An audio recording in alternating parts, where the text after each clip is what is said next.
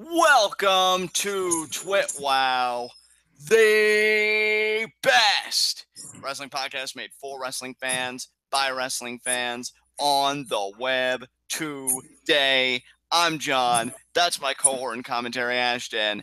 And this is our NXT review. Not a bad episode of NXT tonight. I thought we got some fun matches on this show. Obviously, the focus is on the coming together of TakeOver Houston. We did get some talk about that tonight, at least as it pertains to the women's division in particular. That got some spotlight. We got Adam Cole's NXT debut tonight, which, Adam Cole's always going to put a smile on my face. Fabian Eichner had a very impressive debut. That was actually, to me, the high spot of the show, maybe even more so than Cole. And when I say it, that really means something. And on the whole, I'd say a pretty enjoyable episode. I mean, this was night one of Ultimate Lucha Trace, so honestly, my mind was still on that through a lot of this, but not a bad effort for NXT tonight. What'd you think about it, partner? Oh, yeah, I definitely agree with you there. This was a pretty strong showing for NXT. That we had 5 matches tonight, and I would argue that 3 or 4 of them were good, at least above average, if not good. And I enjoyed the show as a whole. It was just one of those easy hours to watch. It's not like there were any points that I was like, okay, let's get on with it, like what happens every Monday and Tuesday night. So, yeah, it was pretty solid, pretty enjoyable. Yeah, I mean, it really is to the point that, just getting into our first segment, heat of the night here, I didn't have any. I didn't feel the inclination to have any. Maybe it's because I was so, fatigued from night one of Ultimate Lucha Trace that, I didn't even have any energy left to complain because it was just such a great show that just took everything. It was such an experience. But, yeah, the show was harmless. It was a fun hour to get through. Nothing more you could say. What about you? Did you have any heats of the night? No, I don't think so. I think my only, actually, you know what? I don't even think I had any real complaints about the show now that I think about it. This is just a fun, solid, like I said, easy hour to get through. Exactly. So with that said, let us get right into our NXT review. And partner, how do we open this up? Well, we open this up with sort of a PSA of sorts. William Regal announcing that the new NXT Women's Champion would be crowned in a fatal 4-way at NXT TakeOver Houston. And we already know one competitor in that match, and that's Kairi Sane, who won the Mae Young Classic. But the other 3 competitors are yet to be determined, and they will be determined in matches on NXT TV. Yeah, I like that. It sets a great tone for the night. I think it gives a match that we'd get later on between Liv Morgan and Vanessa Bourne a little bit of extra meaning, if for no other reason, because, the winner of that, you'd think, oh, well, they'd have momentum and they'd certainly be in consideration to be in a qualifying match. So, yeah, I like that. I think it gives the division a definitive direction in Asuka's absence, and it definitely gives us something to look forward to. So, great way to start the show. So, yeah, I mean, the one thing that I would say, though, is I would hope, and obviously it's not actually going to happen, so I shouldn't say I would hope, knowing that I'm going to be wrong anyway, but in situations like this, I feel like you're better giving the women in NXT multiple matches to earn contendership, because Kairi had multiple matches to win the Mae Young Classic. And really, if her winning the Mae Young Classic is all going to sort of, end in her earning the right to be in a match for the title, and the other 3 women only just have to win one other match to get into that same match, it makes Kairi's Mae Young Classic win feel a little bit less impactful. I can certainly see that line of argumentation. That's why I will say I do appreciate the little twist that it's not just playing favoritism and oh, these people, because they've been impressive, get to compete in singles matches. They're going to be triple threat matches. So a lot of women get spotlighted, maybe even some that you think wouldn't be at this point on the radar in their careers, or maybe I think it would be more interesting. I can dig the triple threat matches idea, since there are going to be 3 women coming out of it, so you get the 3x3. And I don't really know if NXT has the roster to be able to pull this off as far as the women's roster goes, but I think it would have been more interesting if the women that were going to be in those triple threats were determined by other singles matches. So it felt more like a tournament. So you have triple threat number one is the three winners of three singles matches, and then the triple threat number two is the three winners of three other singles matches. You know what I mean? Yeah, and you gotta figure with I mean, Takeover. even if, like, for example, if they have 9 specific women that they've already chosen that are going to be in those matches, just bring in local talents for them to beat to earn the right to be in those matches. You know what I mean? Yeah, because you figure, I mean, Takeover Houston is gonna be, I believe, November 18th. We said was the date. Yeah. Like, my And whole thing is, like, just do something to make it feel like the other women in the match earned it as much as Kyrie had to earn it, you know? yeah, exactly. Yeah, I get what you're saying because I think, like, if there is that unequal footing in terms of like who got to be here and why, it doesn't necessarily show the hand of where they're gonna go, but I can see what you mean because it's like Kyrie had to win a whole freaking tournament where you could definitely say that the quality of her opponent increased with each bout, and yet for these women they've got to win only one triple threat with it, which a triple threat isn't easy to win in kayfabe terms. But yeah, I can definitely see where you're coming from. That said, though, this is the format they've chosen. It is a shame though, because if they went the route you were kind of suggesting, what I was getting ready to say earlier when I said November 18th, I made that point because I wanted to say that I feel like they would have had ample time to do it. But this is the route they've chosen. Nothing you can do. Great stuff from Regal. What did we get after this?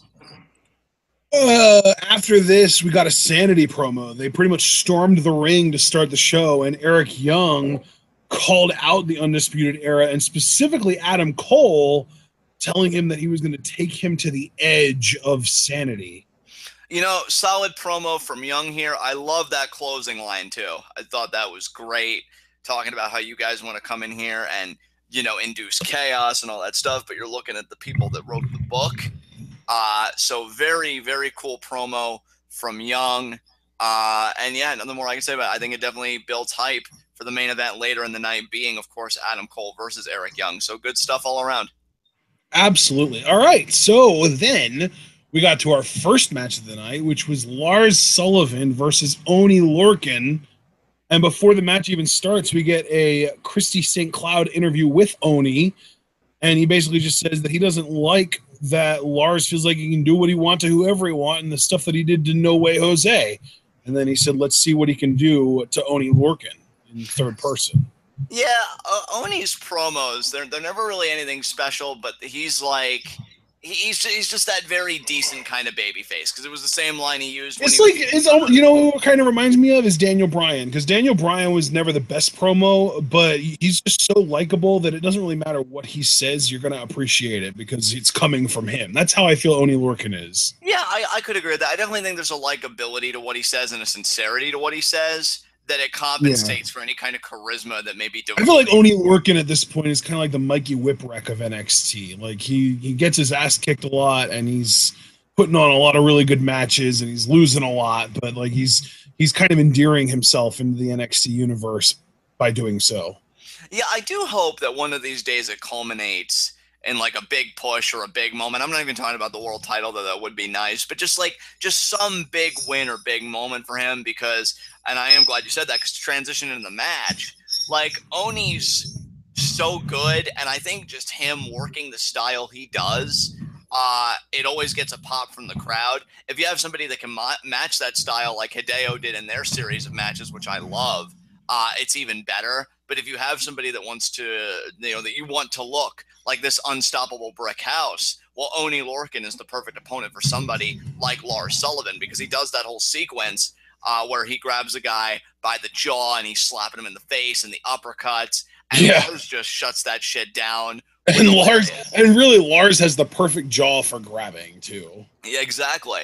I think everything about that sequence in particular was perfect, because it sent home the message. Like we know from Oney's past bouts in NXT, like he's tough as nails. He's like that Finley Regal type where he'll punch you in the mouth, and he's that brawler and stuff like that. And yet Lars just shut that shit down with one lariat. So how does that make Lars look? His kind of modified, or not, we kind of called it like a half and half maneuver the first time we saw it. Gets high elevation there on Oney, hits it on him. No headbutts or anything fancy like that. I really think that the big moment was the lariat this week, and he gets the win. So he's beating Oney Lorcan. Post-match, Lars wanted to continue the beatdown, but Danny Burch comes out for the save, pulls Oni out, and so we continue that whole angle and that whole, respectable kind of rivalry here of, oh, I like this guy, but I want to beat him up again. I want us to fight each other again, kind of thing. So yeah, solid match. I think it got Lars over fairly well as like this behemoth. And I do hope better things are in store for Oni's future because he is so good. So good. Yeah, he's really good. He's one of those weird cases where, like, he's already been on SmackDown and, like, he's been in NXT for a really long time. And it feels like he's just kind of in that purgatory where, like, you just never know. Like, he could get released tomorrow and it wouldn't be shocking. It would be disappointing, but it wouldn't be shocking. Or like he could get promoted to SmackDown and immediately enter into a feud with like Mike Kanellis, who we haven't seen in a while. Like you really just don't know what WWE, what kind of stock he's got in their eyes. But what we do know is that he's been in NXT forever, and it seems like they're investing in him to a degree because they are giving him sort of a lot of TV time, and obviously we're going to be getting him in this tag team with Danny Burch. Well, I shouldn't say obviously, but hopefully, and it seems like they're leaning towards that direction. But yeah, I'm a big fan of his. I loved his work as Biff Busick back, on the Indies and PWG and stuff like that. And I just want to see more from him because every match he has, he's consistently putting on great matches. Like his matches with Danny Burch have been good. I feel like he had a match or two with Cassius Ohno that were great. His match here tonight was probably Lars's best match ever. Like, yeah, it just keeps getting better and better, man. He's so good. Absolutely. He's down. I think the place he's in right now, especially with the increased exposure, to me, he's kind of in that Christian role where, like, he's that reliable hand that is going to bring a great match out of somebody, but he's not really going to get his own push yet.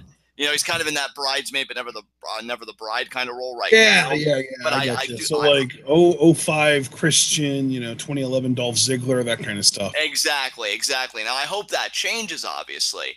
But, right now he's in a good place because, he is making other guys look good, and I don't think he's diminishing himself. And, I am very excited for the Dusty Rhodes Tag Team Classic, and I'm excited what a team of him and Burch could do. But with that being said, that was the end of that match. I already talked about the post-match with Danny Burch making the save. So what came after this?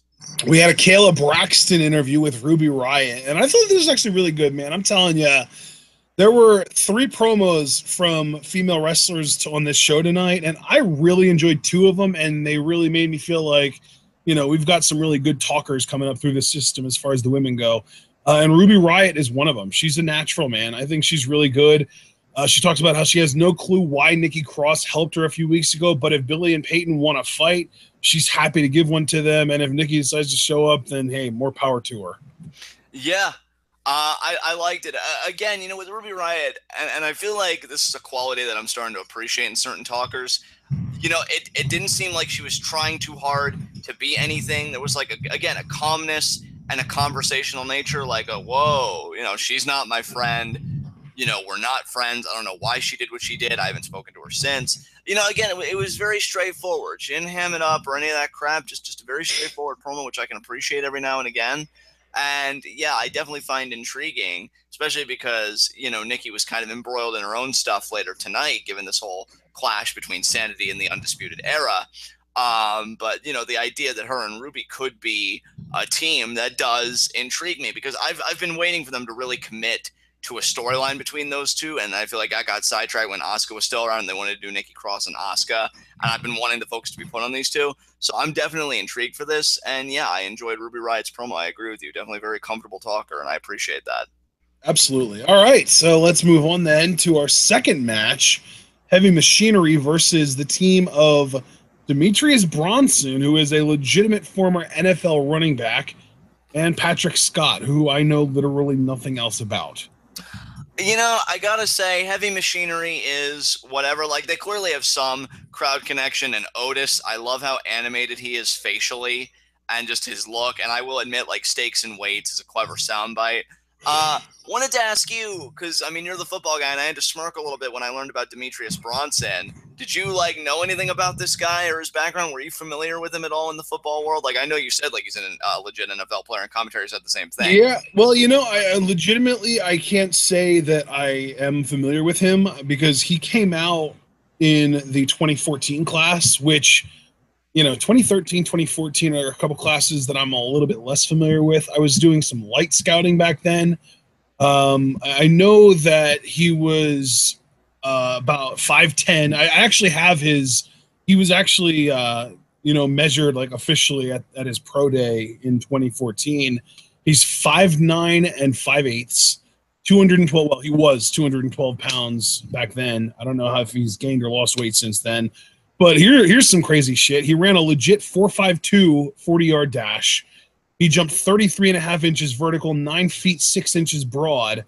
He had a 4.25 20-yard short shuttle and a 6.82 three-cone drill. Just for some perspective, a 4.52 40 is pretty much good, like above average, but not amazing. The 33 and a half vert, again, really most of these numbers are good, but not amazing. He also put up 225 pounds on the bench press 24 times. And for a running back, that is really good. And then the short shuttle and the three-cone drill are both really, really good as well. And, I mean, size-wise, he's got pretty close to ideal size for a running back, but that doesn't matter because he's not a freaking running back anymore. He's a pro wrestler, and he's athletic as hell is what the point is. Yeah, I like the drop kicks he put off. I could see him. A second drop kick that he delivered was directly to Otis's face. Yeah, I was impressed by that. Demetrius strikes me as a guy that, like, they've done this tag match. He probably won't surface, maybe even for another couple months, but I could see him getting a repackaging and re-debuting with, like, a character or something, and then maybe it could be off to the races. He just strikes me as that type.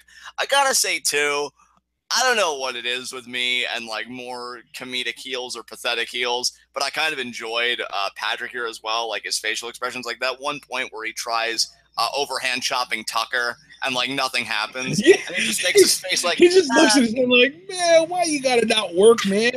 How come they don't want me, man? Like, and then he just gets destroyed. I don't know. Dude, I have one note on this that really matters, and that's that Otis Dozovic is an absolute star. Yeah. I mean, yeah. This is the kind of dude that I feel like he will succeed in the pro wrestling business no matter what. Like, he is ZZ from Tough Enough with work ethic. Yeah. Because there's like, he's got such a magnetic personality, and he's so charismatic, and he just has that it factor. And then you stack on top of that the fact that he's literally the strongest man in NXT by a lot. He is an absolute freaking tank. And by the way, he's pretty freaking decent in the ring too. He throws some pretty sweet suplexes. Yeah.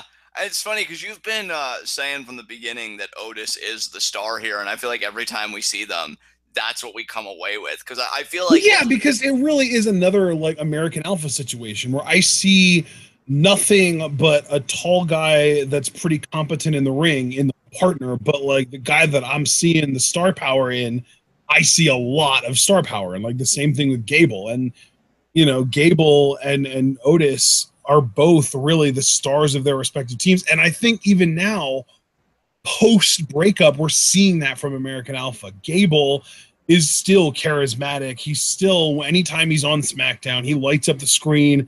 He's putting on great matches, which admittedly Jason Jordan's also putting on great matches, but he is standing out in a bad way on the mic, whereas Gable is still charismatic, still cutting entertaining promos.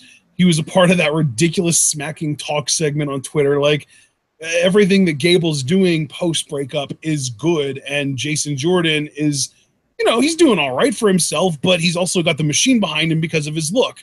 And I don't necessarily know if Tucker is going to have the machine behind him for his look, because he has a little bit more of a different look than what WWE usually likes to push to the moon, whereas Jason Jordan is more the prototype of what they like to push. But at the same time, when you're as charismatic and unique as Otis Dozovic, I don't care what you look like, man. Like, he's legit as hell. He's awesome. Yeah, you know what's funny? I look at people like Otis and I look at people like Chad, and oddly enough, because we've mentioned all these people, it does make me think of what Kurt Angle said in his Hall of Fame speech, and as time has gone on, I just agree more and more with it.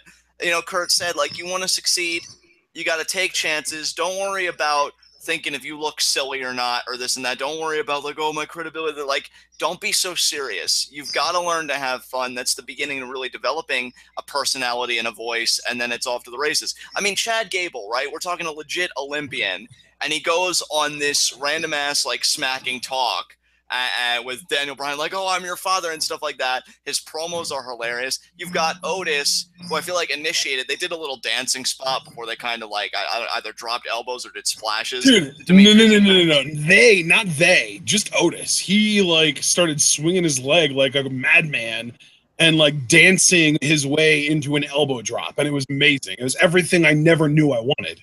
Yeah, and like you look at a guy like that, right, with his face and his bulkiness and like how he's built and like throws these suplexes, and anybody else I would think, nah, man, I ain't doing that. It's gonna make me look ridiculous. Otis to me gets it.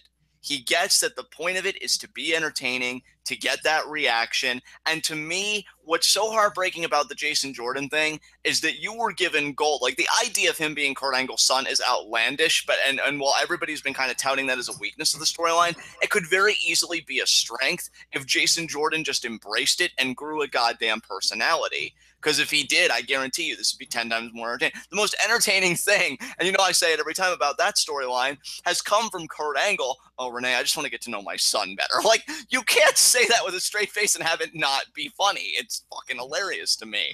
But Jordan, the best he could come up with is, Miz, you really do suck. Like, yeah, like, I feel like Chad and Otis, they get, hey, we can be credible, but we can also be fun, and that doesn't diminish our credibility, because the moment somebody's laughing at us and not with us, we can shut them up and we can suplex them around this ring like they ain't shit, because that's exactly what they are. They ain't shit. So yeah, I love that Otis can cut loose and be like that, because that's what's going to make him go so much farther than Tucker, because Tucker, I could see him being like Bull Dempsey, where it's like, oh, I'm just another serious big guy imposing my will, and I'm like, we're tired of it. We're tired of it. Like the big men that are succeeding today and like the athletes that are really succeeding today are the people that have personality. Look at Braun. Braun could have been just like this hulking whatever, but he's funny as shit when you give him a mic, and it works. So yeah, I agree with you wholeheartedly about Otis's star power. Heavy Machinery does get the win here. They're probably getting revamped a little bit before the Dusty Rhodes Tag Team Classic, and nothing more to say there. And yeah, I do look forward to the future of Demetrius Bronson. I do think he'll be due for a repackage. And we'll probably see him again in a few months. So that's my thoughts on that. All right. Well, I think we've both gotten our thoughts out regarding this match, so let's move on. We have sort of an interesting little interview session with William Regal outside the building. Johnny Gargano exits the building, and Regal catches him, and he's like, oh, hey, Johnny, you know, I think you said email that you sent me about wanting another match with Andrade, and I've officially signed the match. It's going to happen in 2 weeks. So, yeah, we kind of get that announcement. We're getting Gargano Almas again in 2 weeks. It's going to be awesome. And Regal adds on to that he's got something special planned for Houston, but he's not specific at all. No disrespect to Johnny, especially because I'm so excited to see him and Andrade. If you guys do follow me at John_TWitWoW, you know I've been very vocal about Andrade being excluded from 2K18, which I think is horseshit. So I'm very excited for this rematch in 2 weeks because Andrade's fucking dope and Johnny's just great in ring. But my attention was more on whatever Regal has planned for us, dude. Like that last little hook, I'm like, ooh, what has he got? So looking forward to the match, but Regal's ending line, that's where all my attention was. What do you think? Yeah, I'm really curious, man. I'm really curious to see what Regal's big plan is, or if it's all just another case of WWE trying to overhype something that ends up being something we've seen a million times already. And with this company, it can go either way. Yeah, that's really... Well, and especially in NXT, because with NXT, my expectations are still low, but they're a little higher than they would be for the main roster. Yeah, that's certainly true. All right, man, what came after this? After this, we got our...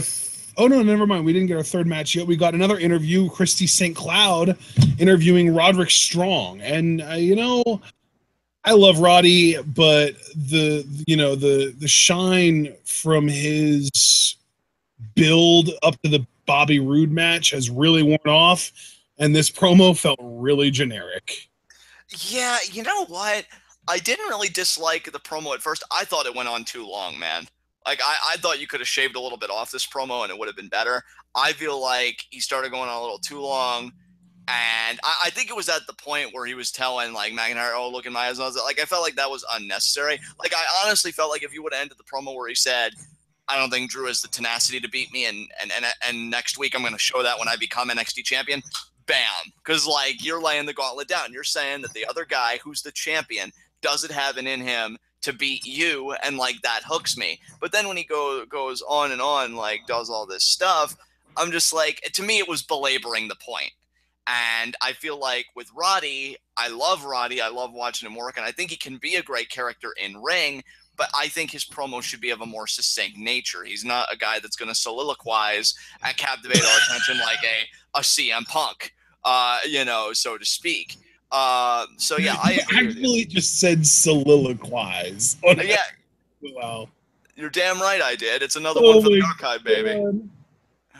Hey, I wouldn't be the John half of the equation if I didn't do that, as far as I'm concerned. So I do agree with you about the sentiments. I am looking forward to the match next week, though. Should be very good. Although I will say, while we're speaking of promos, not to jump the gun, I thought Drew had a far superior promo later in the night because he just kept it brief. Oh my God, yeah. Blew Roddy away on the mic. Yeah, absolutely. So what came after Roddy's promo here? After Roddy's promo, we did get our third match of the night. It was Liv Morgan versus Vanessa Bourne. Both of these women had little promos, little like screen promos before the match started.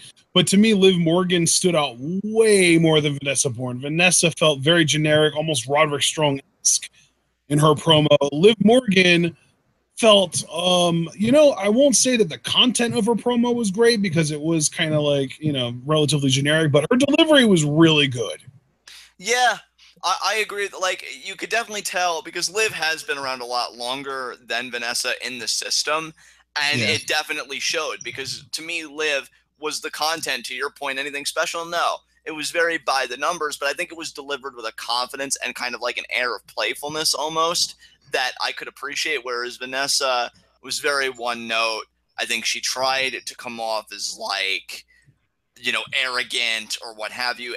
And to me, it just fell flat is the best way I could describe it. And Liv, I like that she said she's the LIV of NXT and she's going to be the next NXT Women's Champion. Everyone trying to rip off Bianca Belair's gimmick. I'm telling you, everyone wants to be the something, something, something of NXT. She's the EST of NXT. Now all of a sudden Liv Morgan's like, oh, hey, I could do that too with my name. And the alphabet's just sitting there like, please stop. Please stop. Hang on. At least we haven't had any repeating letters yet. We have E, S, T, L, I, and V. All different, all unique. That's what really matters. Just try and, preserve the rest of the alphabet, for Christ's sake. But you watch. Somebody is going to succumb to the Jenga tower known as peer pressure, and they're going to try it. And then they realize, oh, shit, I have a duplicate letter. No, I've already committed. I got to finish it. The PNP. Boo! I'm sorry. And it's just going to be awful. But regardless. How about the iconic DUO of NXT? You did finish, but I mean, bringing on into laughter, I think you already know how that would go over. The match itself wasn't bad. Really nothing special. It's a shame because Liv isn't bad in the ring, and I actually did appreciate her double knee kind of finisher to end it. Vanessa, I'm not giving up on her yet. It's weird because I feel like she had a better performance in the Mae Young Classic, and her debut I wasn't too wowed by. And yet this is another match where I wasn't too wowed by it. So she's kind of like in a teeter-totter position with me. Like, one match, dude, oh. Here's my thing. This is actually really sad to even talk about, but I feel like it's something that we need to address. Sure. When Nia Jax, Carmella, and Alexa Bliss all got called up on the same day, it lowered the bar for how good you have to be in NXT in order to get called up. We are no longer in an era where you have to be on a level of a Sasha or a Becky or a Bayley or an Asuka to get called up from NXT. To me, both of these women could get called up tomorrow, and I wouldn't bat an eye at it because Vanessa has the look, and Liv has the look and the acting and the promo chops that they could see her as like another Alexa Bliss type. That's just like, yeah, let's use what she's good at and let her develop everything else on the road. Yeah, you're right.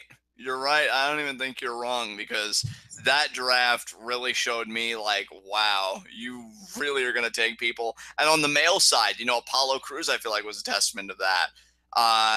So what even is, I mean, no pun intended here because I think of Sheamus and Cesaro, but what really is the bar to be called up anymore? Because I feel like whatever our conception of it was clearly wrong.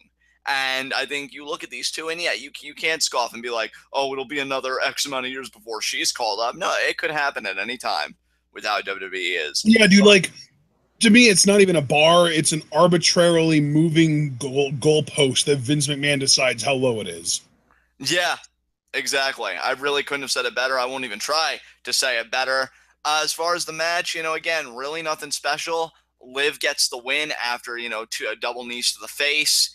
And yeah, good effort here. You definitely have to imagine that Liv is going to be in one of those triple threat matches in subsequent weeks, and we'll see how she does. But that's all I got to say about this match. Unless there's I think that's what this match was for. I think the winner of this match got into one of the triple threats to determine who would be in the four-way. I got that vibe too. I wish they would have said it more explicitly, but I do agree. And again, like Liv Morgan's been around long enough that even if it wasn't, I would just assume that she was going to be in one of these triple threat matches. Yeah, so, I mean, yeah, that's definitely fair. Yeah, so Liv gets the win. I got nothing else to say about this, so we can move on. All right. Up next, we got a recap of last week, Aleister Black and Velveteen Dream segment that we loved so much. And then NXT cameras caught up to Aleister Black and asked him his thoughts on Velveteen. He proceeded to cut what I thought was a really well thought out, if he didn't write it, then I'll say well scripted promo talking about how he refuses to give the child that holds his breath for attention any of his attention. And he's basically saying, like, Velveteen Dream is acting out to try and get Aleister Black's attention. And the worst thing that he could possibly do is to give him that attention and just give him what he wants. So he's refusing to do that. And he basically, that's the only way that he acknowledges Velveteen Dream is just by saying that he's not going to acknowledge him. Yeah, it's so weird because we even touched a little bit on this, I want to say last week even, because now we're starting to see some performers appear on like multiple weeks and it's kind of screwing my head a little bit. But that like I was worried about the mystique of Aleister because he came in and early Aleister Black, you wouldn't even see him doing something like this because it would just be like, oh, he vanished into the darkness or whatever. And every time I see him in this kind of more quote unquote human context, I do always question if it like, is it going to work? But then he cuts promos like this and I'm like, you know what? It's fine. It's fine. Like it works. It really doesn't offend the sensibilities or anything to the gimmick or the character. And I thought the delivery was great. I love that. Yeah, he pretty much equates Velveteen Dream with a child that's just holding his breath and, wanting to get that attention. And, that just shows like Aleister saying that he knows his stock in NXT and, Velveteen Dream knows his, and he knows that going after somebody like Aleister, even just engaging him automatically raises his profile. Yep. And yeah, like I love that. I love that it's almost meta in a way, the sense of awareness that, yeah, I know how much I'm worth right now. And I know Velveteen Dream, what would happen for him in his career if he got to associate with me in any context. Well, I'm not letting him leech off of me. And I thought it was so well articulated as we've come to expect from Black, which I think is another great aspect of the character. Because when you think about it, anybody else just saying, oh, this person's a child, I don't really think it would get the same kind of reaction. But the way that Black presents things and his articulate nature, like I think you can take insults like that and you get a new appreciation for them. It would be like, I know this is a crude parallel, but like honestly, his promo delivery style, it's weird because obviously they're definitely from different countries. I know one's Canadian and one is Dutch, but his promo delivery style really does kind of remind me of like an early Kevin Owens. Yeah, I could see where you're coming from with that. Like, I don't know, I just feel like a person like Black, when you look at the promo between Mickie James and Alexa Bliss, and then Alexa Bliss ended with "Oh, you're an old lady." Like, I love Bliss, and I feel like her promo work for the most part has been really good, with just a few flubs here and there, which I would categorize that as one. But I feel like if you gave Aleister Black the same thing, like, oh, call somebody an old man, he could do it in a way that I would find engrossing and very insulting and be like, oh, how is that guy going to respond? There's just something in his delivery that is very captivating, and I think that's going to carry him a very long way, because let's be honest, promo material on the main roster can sometimes be very much face palming, but if anybody can make it work, I think it's somebody with the delivery that Black possesses. So very encouraging. Yeah, I think my biggest concern as far as him getting to the main roster goes would be like if he would ever sort of slip up with a line, like, you know, misspeak, that would immediately humanize him to an almost embarrassing degree, because it's like, this guy, you know, he's like this ass-kicking demonic badass, and like he can't even speak a language, like he can't even, you know, get the letters out, you know what I mean? Like, it just, yeah, it would just feel off. And that's the big problem with the main roster, I think, is how like they insist on everything being live, and you know, they don't have like rehearsals and multiple takes and shit like that to make sure that something comes off properly. It's just straight up like, you either get it right on your first try or you look stupid. And Aleister Black being given the opportunity to look stupid doesn't necessarily mean that he will, but if he does, it's going to completely kill his character on the main roster, I think.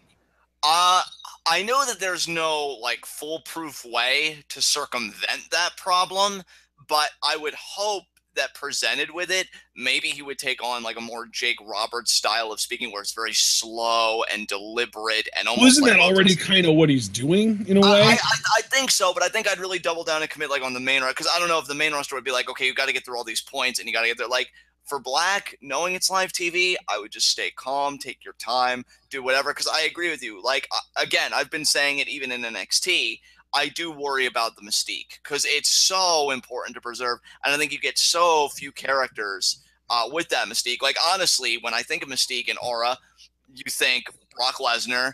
I used to think Braun, I'm not sure if I do anymore, which is incredibly sad, and Aleister Black. Like, it's a very elite group.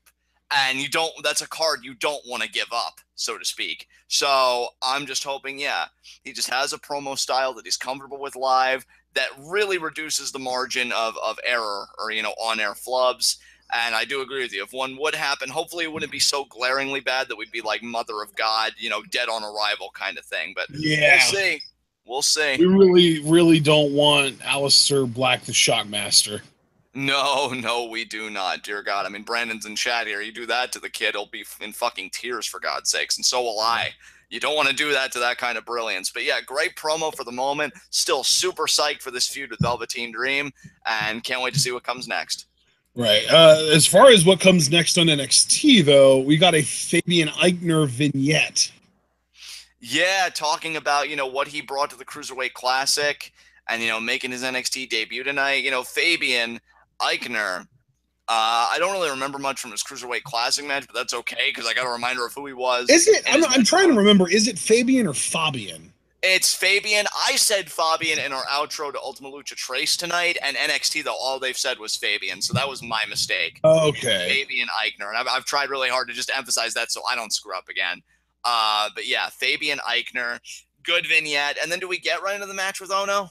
Yeah, we do. And it's cool, though, because when Aichner comes out, they announce him at 220 pounds. So it's like immediately setting him apart. Like, he's no longer a cruiserweight. Don't associate him with that anymore.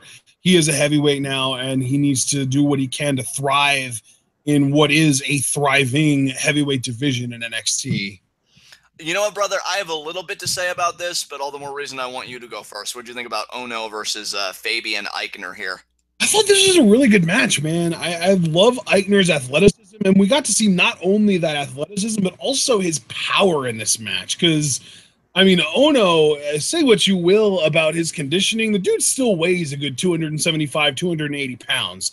And he went to do like a springboard crossbody on Aichner in this match, and Aichner caught him in midair, deadlift style, and powered him over into a power slam. And that was just insanely impressive to me. And we're talking about a guy that can also do a freaking jumping from the inside of the ring to the top rope to do a springboard crossbody to the outside, and the double springboard moonsault that we saw him do in the Cruiserweight Classic. But again, he's at 220. So with 15 extra pounds on his body, mostly muscle, he's still able to do that double springboard moonsault. He was really the standout of this match. But of course, because Ono is the sort of established NXT talent and they want to start Aichner slow, they want to kind of build him up, I'm imagining, if they have any long-term plans with him whatsoever. Ono did end up winning this with a new finisher that we've seen him use in various promotions, mostly PWG, as just sort of a mid-match move. But it looks cool, and it works as a finisher in NXT. The discus bicycle kick, the discus pump kick, whatever you want to call it. Whatever you want to call it doesn't really matter, though, because they called it the cyclo kick. So I'm down for that, and he won with it, and it was a pretty decent cap-off to a pretty solid match. You know what I really appreciated about this, because you made a great point that they already distinguished him from other Cruiserweight Classic competitors that have competed on NXT, like Raul Mendoza or Sean Maluda with the 220 weight billing. Yeah. But what I also love is they made him distinct by actually making it a legitimately competitive match, because I feel like with the Sean Maluda matches and the Raul Mendoza matches, like maybe they'd get a little bit of offense, but this was a legitimate back and forth match. And the idea that they gave Fabian that, to me, really showed, yeah, we like this guy, we like what he brings. And maybe it's because I've been watching a shit ton of content from him recently on the network ever since the No Mercy bout. But this guy is like Cesaro light to me. Between the athleticism and the power, like, it's insane. That inside the rope cross body that he did was a stunning visual. This was the high point of NXT tonight for me. Now that, again, it wasn't a bad episode. It was an easy hour to get through. But when you want to talk about things that I would tell people, oh, go search this out, Adam Cole's debut, because it's Adam Cole. But really, if you just want good wrestling and you really want to highlight, this was the match tonight. Fabian, I thought, maximized his minutes. He looked like he belonged there. His uppercuts were legit. When he caught Cassius and did that backbreaker, that was sick too. He caught him again and did like kind of like a power slam later. That was also impressive because, like you said, Cassius has got to be like 280 at least. And yeah, just a really, really standout performance here from Aichner. And it's the kind of performance that made me say, you know what? You're not just some guy coming out of the Cruiserweight Classic. You really have a viable future here if they invest in your future and you keep investing in yourself. So yeah, I'm definitely a fan. I want to see more of it. I already want to see him versus a guy like Oni Lorcan or Hideo. You know, I want to see that fight now because this guy is freaking legit. And yeah, the idea that he can do stuff like that, that double springboard moonsault at 220, you know, I'm loving these guys, you know, because Kenny Omega did it and now Aichner's doing it, where you elevate weight class but you don't sacrifice some of the things that you were able to do in that weight class. That's insane to me, and it's so cool. So, yeah, great match. Ono got the win. I was a little mad on Ono in comparison to Aichner, if I'm really being truthful. But, yeah, it was a good match, and we'll see where Aichner goes from here. Maybe he'll find a partner, and he'll join the Dusty Rhodes Tag Team Classic. You never know. Yeah, maybe. I mean, that's definitely possible. So I'm gonna say that we can probably move on from this point. Easily the best match of the night, I'll say. But yeah, it was a good debut sort of match for Aichner, right? Absolutely, dude. All right, so then we got the interview with Drew McIntyre you were referring to earlier, and since you were kind of eager to talk about it earlier, I'm just going to back off and let you have your time with it here, because I agree it was a really great promo, but I want to hear your thoughts on it.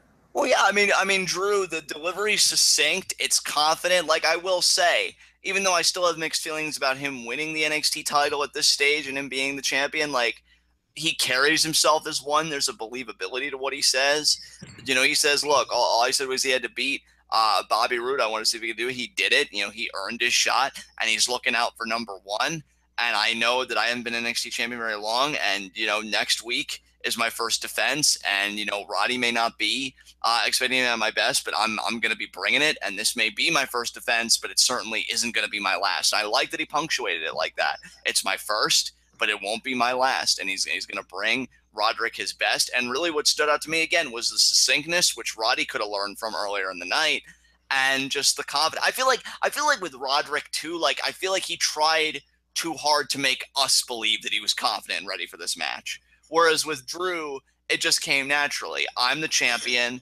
See, and You my know, problems with Roderick's promo were more in the delivery, like in the sense that, like, he kind of started awkwardly staring out into space, and then it seemed like he was talking more to Christy. And then, like, when he was talking to the camera, it seemed like he was reading from a teleprompter because, like, you could see his eyes kind of shifting away from the camera, but still looking in the direction of the camera. It was just awkward to me. Like, it felt really overproduced, overscripted, whatever you want to call it to me. And I just wasn't a fan of the delivery.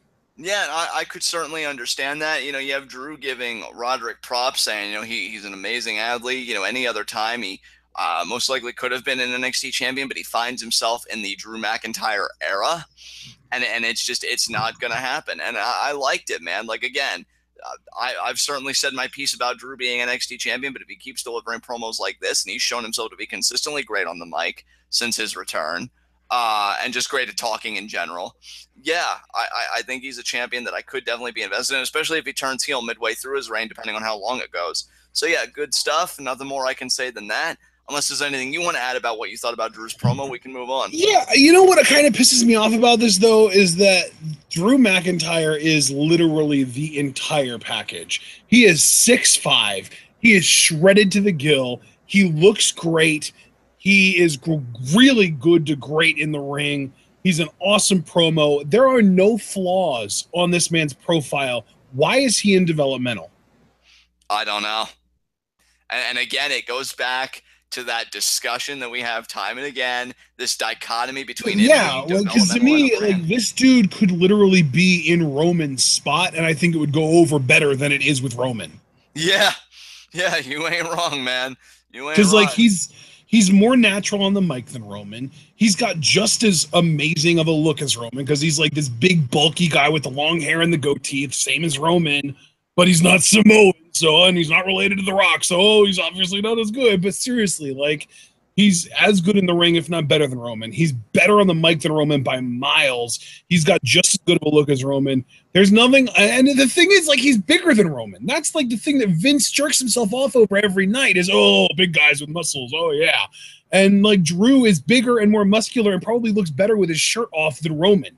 So, like, why is Drew McIntyre wasting away as the face of your developmental brand rather than on the main roster unseating Roman Reigns as the guy? You know what's a shame? And I'm not even saying like I was crazy about this storyline, but it's a shame that Drew being the chosen one came too early for him, because if this Drew had the chosen one angle and it culminated to him like being the chosen one of the authority, he would be running that shit right now with how he looks and carries himself. Well, but that's the thing, though, is that, like, when you think about, for example, when you think about No Way Jose, you could see him having his little fiestas and being entertaining on the main roster, but could you really imagine No Way Jose contending for championships on the main roster? Not at this time, no. How about Velveteen Dream? Could you imagine him contending for championships on the main roster right now? Unfortunately, no, not at this moment. Aleister Black, maybe like mid-card titles, sure, but right now I don't think that he's in a spot where you can imagine him fighting for the WWE or Universal title, right? Agreed. Okay. Drew McIntyre is an entirely different story, because to me, Drew McIntyre could debut on the main roster tomorrow, win a match against a Finn Balor or a Roman Reigns, or hell, maybe even a Braun Strowman, considering he's coming off of an ugly loss, to win contendership to go after Brock Lesnar, and I would buy it.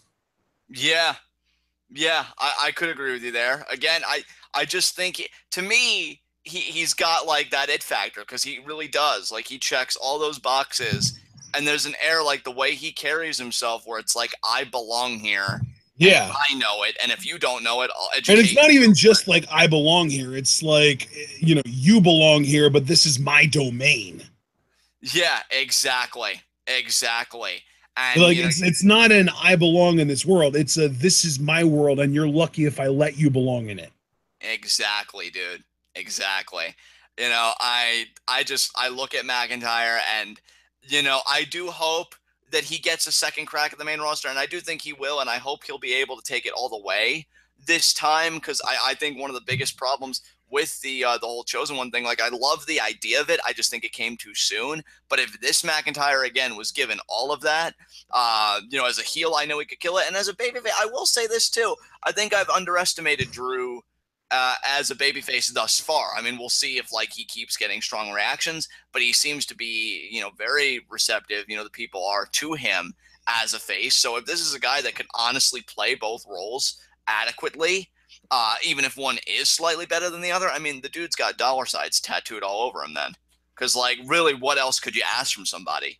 And yeah, we'll just see what they're going to do with him in the future. But right now, in the present, he's NXT champion, scheduled to defend against Roderick next week. And if we're going by promos alone, and still your NXT champion, Drew McIntyre. So there you go.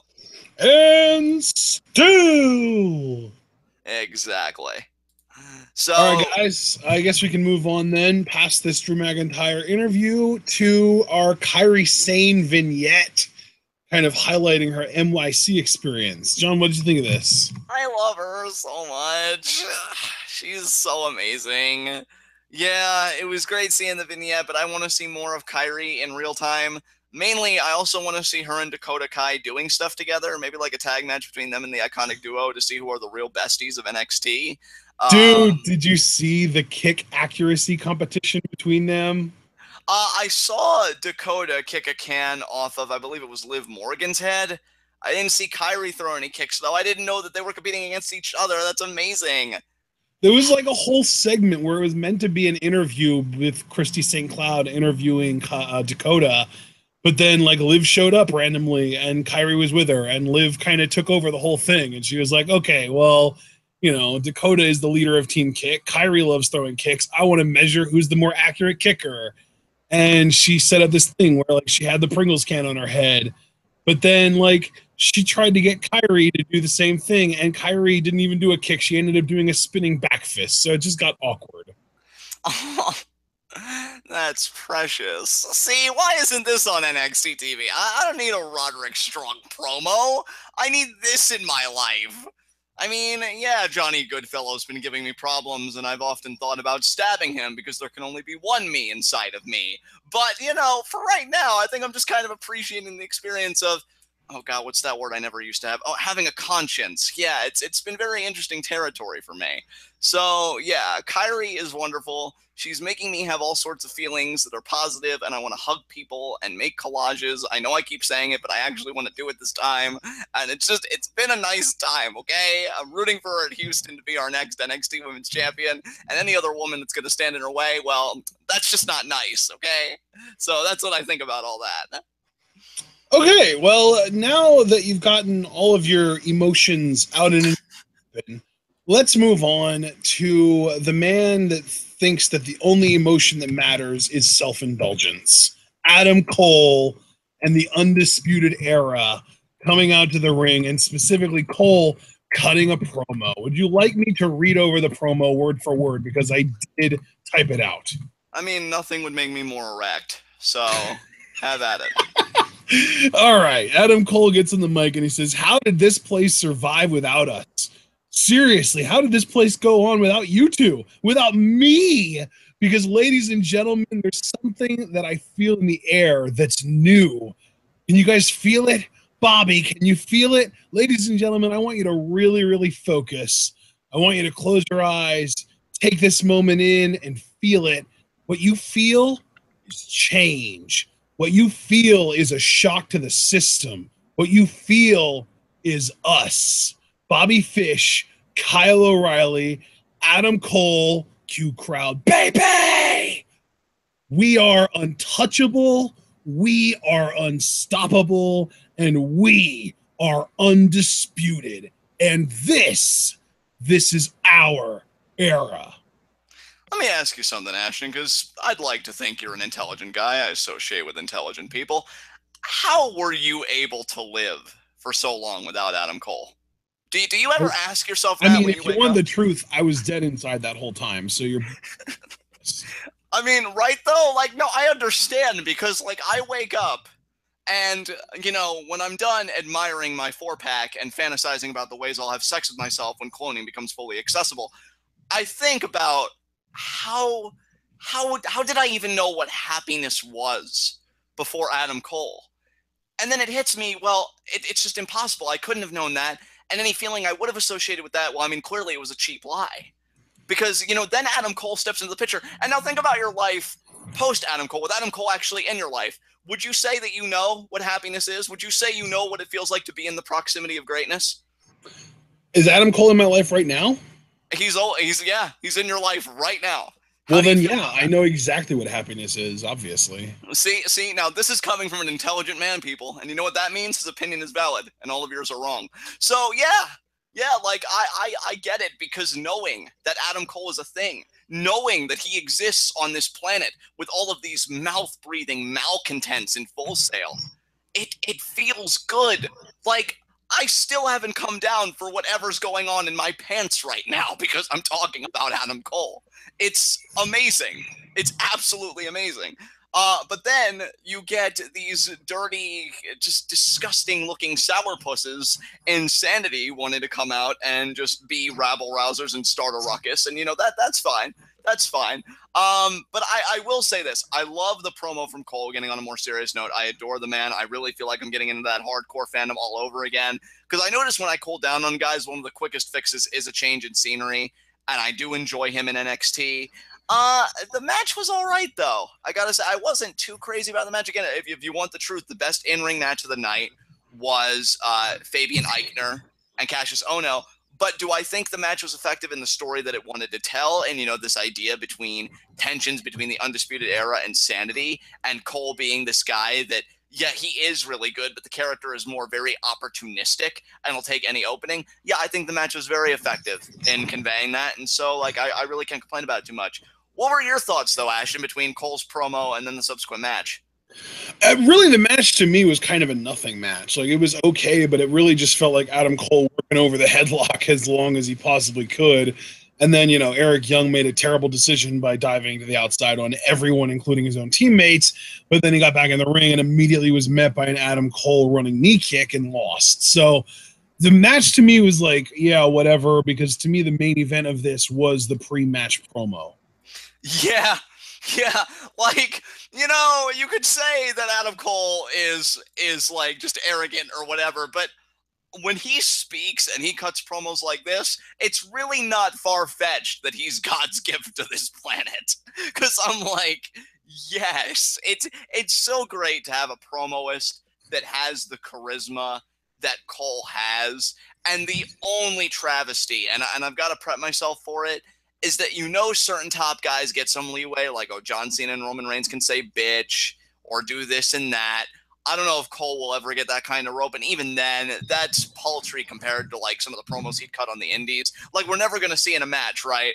I'm going to need you to suck my dick. And, like, he's so good, but if he can thrive in a WWE environment and still be entertaining in a whole new kind of way and kind of reorient his style to conform to the WWE kind of marketing stuff, I mean, he'll be money. He'll be just like McIntyre to me. Like, he could go. Yeah, absolutely. Like, dude, here's the thing with Adam Cole that I don't know if people are necessarily realizing, because he is a heel.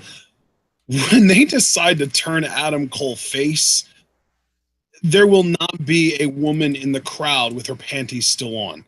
Like, yes! Adam Cole as a baby face is like the most charming thing that we have seen in WWE in probably decades at this point.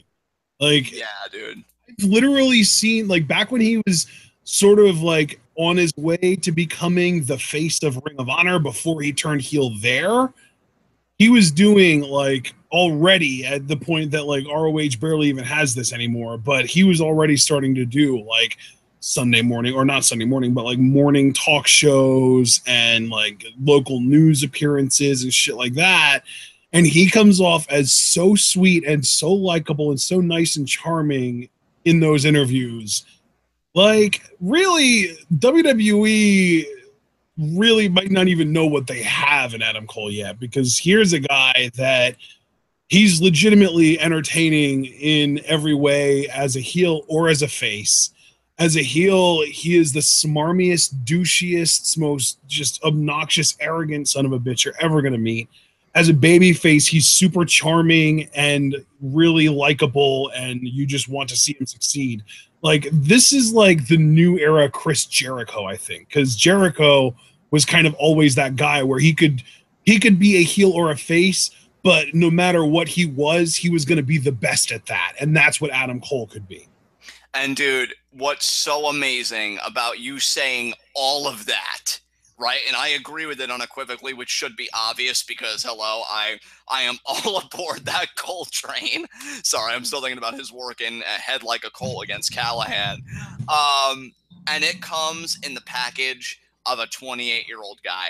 It feels like he's been around forever and he's only 28 years old. Like, that to me is the best fucking part, because I feel like we've been watching Adam Cole for several years now, and he's still got so much to give, dude. And to know that he's giving it at this time in the WWE, it's not like the case with a Hideo or whatever, where it's like, oh, I really love him, but they're already like 34, 35, and then, well, yeah, we're going to get several years out of him, but when's it all going to come together? I mean, Adam Cole's 28. It's not even something I'm thinking about right now. I'm just thinking about him going on that monster freaking run.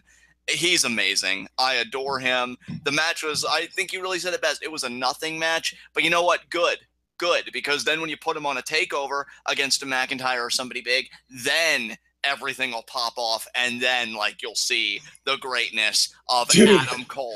Baby. I'm just thinking of like Johnny Gargano overcoming Tommaso Ciampa to become #1 contender for the NXT World Title, and then winning it, and then Adam Cole ruining his parade. Yeah. I mean, and dude, to talk about the other two guys like Fish and O'Reilly, like obviously they'll own the tag team scene, but it's so funny because I've gone back and I've watched some stuff from O'Reilly's feud with Cole, and if you wanted to replicate that in NXT, I mean, all the better, because then you could really make O'Reilly at the same time. Fish, I think, no matter tag team is his bread and butter. He'll never really be anything in singles to me. I mean, of course, to be fair, he did win the ROH television title and held that for a while. The most interesting thing to ever happen to that man was us. Fact. But Robert Pisces. That is still a thing to me, goddammit. But yeah, obviously it's still a thing to me too, otherwise I wouldn't have brought it up. Shit. Ooh, damn, saucy and so accurate. But yeah, like even for all the jokes that I've done on O'Reilly, and it's so weird that I'm gonna be praising him now as Johnny Scumbag since I'm into this faction. But yeah, like O'Reilly definitely has an upside in singles, and I think Cole could be a great catalyst to get in there. It's so funny you say that, because honestly, I don't think I've ever gotten your genuine opinion on Kyle O'Reilly, because it's always just, oh yeah, he's a total loser. I really love denigrating others. God, I have so many insecurities to heal within myself. But especially others when I'm a fan of theirs. I know, right? God, I don't know how you keep it together emotionally. You are a stalwart, sir. Just so strong. No, Kyle O'Reilly's cool, man. I think he's legit in ring. I think he came along at the right time, because I think this is a time where you want great in-ring performers and you want people that give that air of legitimacy, that aren't these behemoths like a Strowman, and I adore Strowman, or a Lesnar, but that maybe are bringing an air of credibility in terms of their finesse or their strikes or this and that. And O'Reilly contributes to that. That's another reason why I think Black's going to be so successful. His style, like, if you're young and you're watching it, like, Black's going to be the guy where you're like, oh man, he's so cool. And you know what? Honestly, the biggest compliment I could give to O'Reilly, and I genuinely believe this, with his intensity and stuff, if you're a young kid not surrounded by like the internet culture and stuff like that, Kyle O'Reilly could be some kid's Chris Benoit, as he was to me. Just watching a guy and thinking, wow, he's so intense, he's so good. Like, this is amazing what I'm watching. I definitely think O'Reilly has that quality to him with how he carries himself. And you gave an excellent assessment of Adam Cole. I ain't even touching that. I'm just going to echo it wholeheartedly. But yeah, O'Reilly, I didn't want to leave him out in the cold. I mean, that's Bobby Fish's job. O'Reilly definitely, I think, has an upside, if nothing else, just being that technician and that striker that just is the baby face where it's like, I'm really passionate about this and I want to be the best while I'm here, and I'm going to make people believe it every time I step in between the ropes. And for me, that's always been attractive. So yeah, great stuff. Absolutely, and that was the end of the match, and the match is the last thing we saw on the show. Once Adam Cole does get the win over EY, he immediately hightails it out of the ring because Sanity pretty much charged the ring to try and beat him up and get a receipt for that check. But yeah, Cole makes it out of the ring. I'm a little bit worried about Kyle O'Reilly because it seems like the dive that Eric Young did might have legit injured O'Reilly's shoulder. Shit. I hope we get an update on that or something. I mean, yeah, I haven't seen any like news stories or anything like that, but just like it just seems like there was no reason for him to be overtly selling a single body part because it's not like he had a match or anything like that. It was just a random outside spot, and he was favoring that one shoulder really big time. Like I was just kind of worried about that. So God damn it. Yeah, that would suck, dude. Especially after, like, this is the first time, like, this is TWitWoW history right here. This is the first time I genuinely praised, and really praised by my record, Kyle O'Reilly. And then it's followed up with, yeah, but that shoulder, though. God damn it. Oh, here's hoping he's okay. We know Adam Cole is okay, sexy, and just all around Adam Cole, baby. So, yeah, nothing really to add there. So I guess we'll move on to our next segment, high spots and low shots. You know what? I'm going to be a bit lazier with these because I really can't think of anybody better. I'm going to say my low shot is Vanessa Bourne because the women's division seemed to be more of a point of focus tonight, and you lost your match with that emphasis on this particular episode. So it kind of shows your place in the hierarchy when you could have won and maybe gotten yourself in one of those triple threat matches. So yeah, a rough night for Bourne when all the focus seemed to be on the women's division and its direction going forward. So she's my low shot. Yeah, my low shot's gonna be Sanity because they opened the show and they Eric Young cut this epic promo about how he's gonna show Adam Cole the edge of sanity and all this talk and all this just going crazy and doing all these ridiculous, I don't even know what to call them, like histrionics, I guess you could call them, but at the end of the day they lost, and that's what really freaking matters.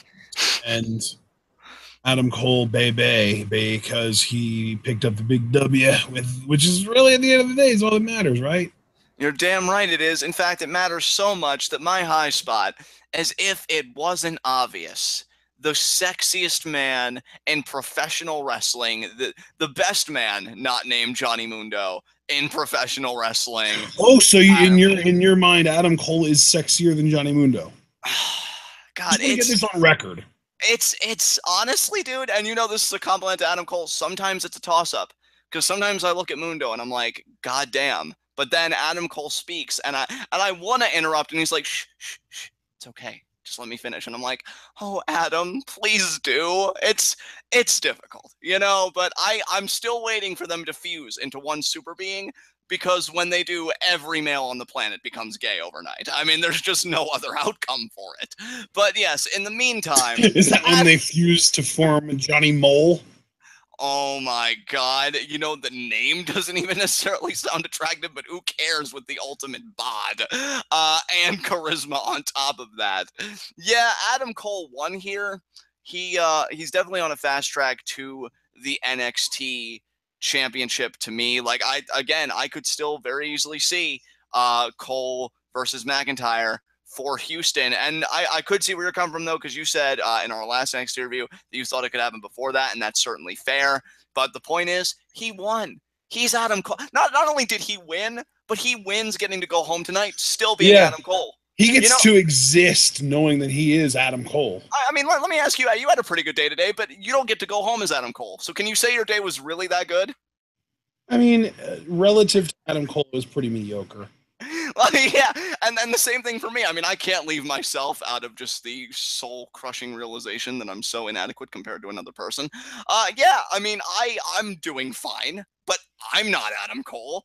Does that make me cry a little and stuff? No, don't be ridiculous here. You're all being ridiculous. So yeah, he gets to go home as Adam Cole, and it's great for him.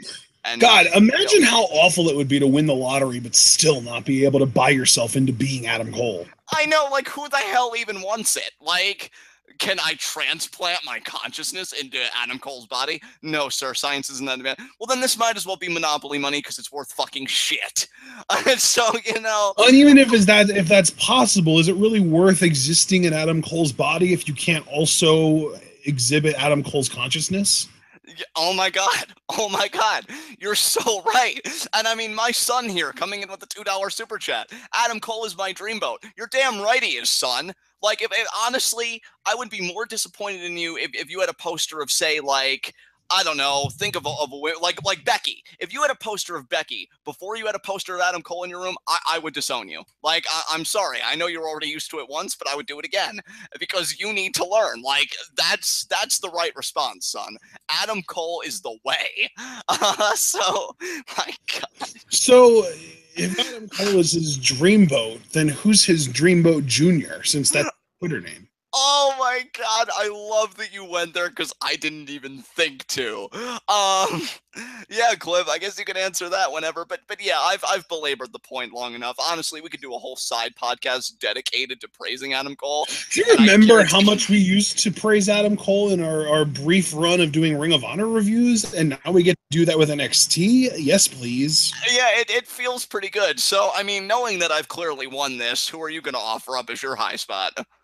Well, the thing is, you haven't necessarily won it because remember, any show that Adam Cole is on, he immediately gets my high spot because he's Adam Cole. And this is a rule that is consistent dating back through the annals of TWitWoW history, all the way back when we were doing Ring of Honor reviews, and that hasn't changed. So Adam Cole, just by default, is my high spot, but then because he is such a monopolizing figure, I have to come up with basically a consolation prize, somebody other than Adam Cole to give my high spot to. That's basically my runner-up. You know, my new dream now, ever since like me and Mundo got to have that Twitter interaction and he heard my huge mark out, my dream is for Adam Cole to hear just one of these episodes, and like I would feel so complete for the both of us because I'm still and here's where my greatness comes in. I'm friends with Adam Cole on Facebook, people. Like, I have that proximity to greatness. So you know what? I'm going to send him this review afterwards and be like, hey, we saw your NXT match debut. We freaking loved it, man. Go to the end of the review and hear us praise you endlessly. And you know what? I could praise Adam Cole for 25 more minutes. I won't do that, but I could because it's Adam Cole and language has no limit when you're talking about Adam fucking Cole. So seeing that we're sharing a high spot, which I'm actually cool with because who else can you go with but Adam Cole? Do you have any concluding remarks about NXT tonight? Well, of course, I haven't even given my runner-up, my consolation prize. Oh, yes. Who gets your pity award for not being Adam Cole? So that would be Liv Morgan. Great job, Liv. A decent match and cutting a really good promo tonight. Yeah, I mean, you did all that, Liv. I mean, I guess you could say you did your job well. I mean, if you care about that stuff. Look, John, we get it. The whole point is she's not Adam Cole. Yeah, but I will say this. You are right to give her, like, your honorary stuff. She is starting to move up in the division. Like I said, I fully expect her to be in one of those triple threats. I'm more curious, though, if she'll win.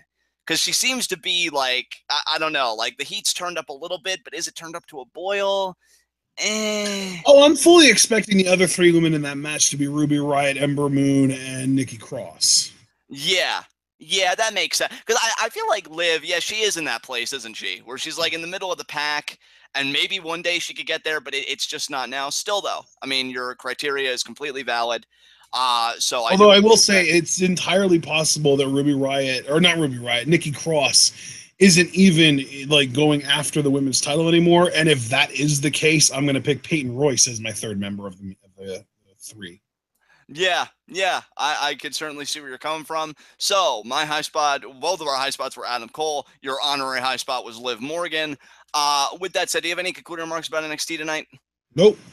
All right, neither do I. So with that said, guys, this has been NXT. This has been TWitWoW, the best wrestling podcast made for wrestling fans, by wrestling fans, on the web today.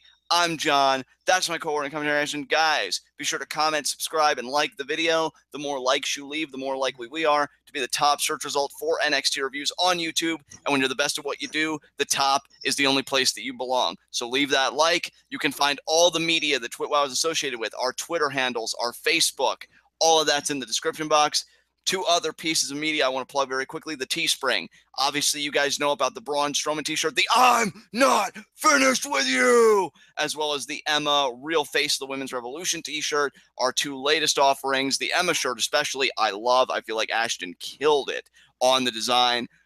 We also have a bunch of other merch from the Kevin Owens tees, because he's a father, damn it, and Scum Squad merch. So we've got a lot of great offerings on the Teespring. So if you're a supporter of TWitWoW and you're a supporter of the things that TWitWoW has created, from Scum Squad to catchphrases, this and that, you can find it all on the Teespring. Patreon. Big thing about the Patreon, guys, we have a goal in mind, and we've been preaching it a lot. We're going to keep doing it until it's achieved. We want to get to Progress Live reactions every Tuesday. There's been kind of a vacuum in the Tuesday content, since we're no longer doing SmackDown live reactions. So, when TWitWoW comes out with something new, it's going to be bigger and better than the thing that came before it. And you don't get bigger and better compared to SmackDown Live, especially, than Progress Live reactions. The goal for that is 120. Last I checked, and I don't think it's changed, we're at $96.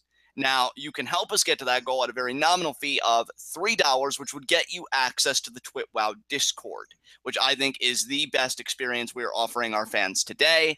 It allows you to chat not only with us, but some of TWitWoW's most diehard fans. There are multiple tabs in the Discord. We have a general conversation if you want to talk about music, games, movies, whatever. Of course, we have a wrestling talk tab. I mean, we use that for Raw, for SmackDown, for special events. We even have a not suitable for work tab, which I'm sure James has a monopoly on that.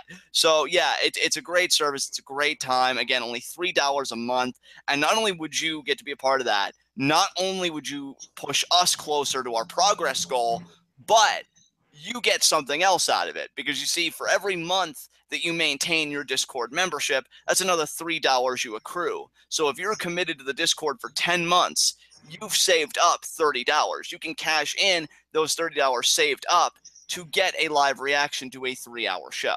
So not only do you get the most intimate TWitWoW experience we are offering to date, you get to have content control for one show that could be 3 hours and get to hear us live react. And we've seen some people really utilize that privilege for amazing shows, and other shows where it's like, man, I want to see them tear into this shit because it's so bad. The power could be yours. You just got to reach out and take it, and it would be going to a great cause, giving us new content on this channel that I am salivating to do.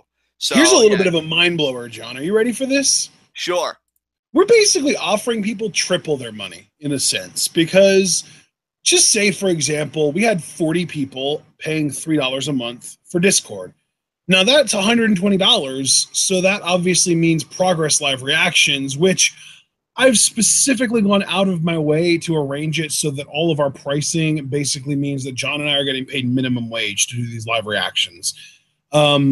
So Progress Live reactions, that, everybody paying $3 for that ends up adding up to 120, and Progress Live reactions costs us a certain amount of time in order for us to be able to do. And I've done the math and figured out how much time it costs and all that stuff. I'm not going to get into the details here. But then also, if those 40 people stay in the Discord for 10 months, then all 40 of them will receive the opportunity to request a 3-hour live reaction video or a 2-hour live reaction review combo. Plus, it's still 10 months of Discord service. So you get 3 different things for your money.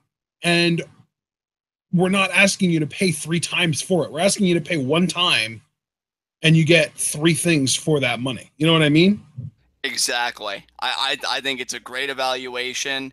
And I think everybody should get in on it if they haven't already. And we actually have 2 different $2 super chats in chat right now, John. You want to take care of those? Yeah, James at $2. How big is Dave Meltzer's dick? Not as big as Adam Cole's. And my son with the $2 super chat, James says he's better than Cole. Get the belt, Dad. I don't know. Me and James, we usually reserve the belt for bedroom only stuff, but I'm definitely going to give him a stern talking to when this show is over. So, the ironic thing is James said that he's better than Adam Cole because he's not white, but everyone knows James is white. Yeah, he's just a self-hating white man, which, again, I'm not even really going to go any further than that. But yeah, back to what we were actually saying with things that really actually matter. This is an amazing evaluation. I've called it a win-win-win-win now because of the added progress element. And just, yeah, I Yeah, think you the argued it first three perfectly. wins are for you guys getting 3 different values out of your money. The fourth win is for us getting extra support financially, which we need. Exactly. Extra support and still giving you guys something new content that I know everybody would gravitate to, especially compared to what WWE's putting out. So I've said it over and over again. I believe in you guys to do this. I know we'll get there. I honestly think we'll get there before Christmas. That's kind of my personal prediction. Let's make it happen. I've already been proven wrong enough in my life, guys. I've only eaten so much crow. Do you really want me to take another bite? I don't think you do. I know you guys can do this. So whatever you can give, we always appreciate it. Looking to the future, Q&A is tomorrow. We're going live at 7. We feel like this is a comfortable time because lately we've been getting a higher volume of questions. So anticipating that again, we're just going to go live a little bit earlier. And you've got a small window yet to get your questions in for Q&A. I know I've got to finish copying the questions that I've already gotten. And I already took a look at the spreadsheet, already quite a few questions for September. But if you haven't gotten your questions in yet, there's still time. YouTube, Twitter, Facebook, Discord. 4 questions per Q&A. You already know by now that you can ask all of your questions to both of us, or you can individuate them based on the topic. And yeah, that's it. So we'll see you guys tomorrow at 7 for Q&A number, I believe, 15. And until then, tune in and peace out.